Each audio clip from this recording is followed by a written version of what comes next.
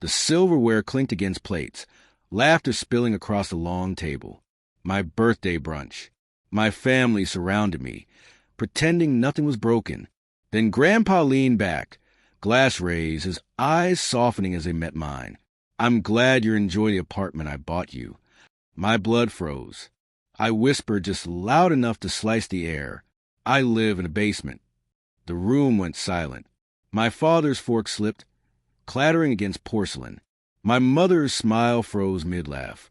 Every cousin, aunt, and uncle stared as if I had shattered the tablecloth into pieces. I watched the color drain from my father's face. I was 13 when they shoved me into that basement. They said it was temporary. That money was tight. The truth was simpler. I was inconvenient. I remember the muffled laughter from the floors above as I curled under thin blankets. They lived well, new cars, vacations, a remodeled kitchen. Meanwhile, I showered under rusty pipes, studied by a flickering bulb. But I survived, quiet, invisible, until Grandpa visited one Christmas and asked to see my new place. My father deflected. My mother giggled. I stayed silent, trained by fear. That was the first crack in their facade. At 15, I noticed documents left in the trash. Letters from Grandpa. Checks written in my name. Amounts far too large for pocket money.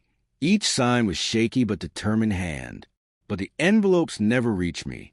My parents intercepted everything. That was when it all clicked. Their new cars, the lavish vacations, the smug way they looked at me when I asked for books or clothes. They weren't just neglecting me. They were stealing from me. I didn't rage. Rage was useless. Instead, I collected evidence. Copies of bank statements, discarded envelopes, even recordings, snippets of conversations I wasn't meant to hear. Patience became my weapon. By 21, I had the full picture. Grandpa had bought me an apartment, fully paid, a safe place I was meant to live. But my parents sold it behind his back, forged my signature, funneled the money into their accounts. That night, my fury crystallized into clarity. I wouldn't confront them, not yet. I'd let them think I was weak, voiceless, beaten. I waited, I planned. The turning point came when Grandpa's health began to fail. One evening, he called me into his study, voice frail but sharp. "I left you that apartment. Why aren't you living in it?" I didn't answer. I didn't have to. He saw the true flicker in my eyes. That night, I showed him everything, scanned documents, forged deeds, recordings. His hands trembled as he reviewed it all. Then he looked up, eyes blazing despite his frailty. "We'll fix this." And we did, with his lawyer. We built an airtight case, forgery, theft, fraud. He rewrote his will with surgical precision. Every stolen cent accounted for, every deception exposed. Instructions were clear and ruthless. The truth would surface before the entire family. I didn't lift a finger. I only had to sit, watch, and wait, which brings me back to my birthday brunch. After my whisper, the air was suffocating. My mother tried to laugh it off. My father sputtered, "She's confused, Dad. You know how dramatic she can be." But Grandpa cut him off with a cough, then nodded sharply at his lawyer. The man rose, pulled a folder from his briefcase, and laid it on the linen. There's something everyone should hear. Pages shuffled, words read aloud. Deeds, bank transfers, forged signatures. My parents' greed, exposed in the morning light. Cousins shifted uncomfortably. Uncles glared.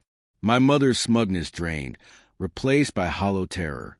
My father simply stared, jaw slack, as if seeing me for the first time. By the time the lawyer finished, silence smothered the room. Then Grandpa spoke, voice thin but cutting. "You robbed my granddaughter. You stripped her dignity, her childhood. You thought you could bury the truth in shadows, but shadows vanish in light. The will was explicit. Everything went to me, every account, every property, every asset they once flaunted, and my parents were disinherited, left with nothing but shame. I sat still, composed, hands folded in my lap. No smile, no gloating. I simply watched. My father's shoulders collapse, my mother's eyes darting for an escape that didn't exist, the family shifting away from them in simmering disgust. For once, I wasn't hidden in a basement. They were buried in their own disgrace.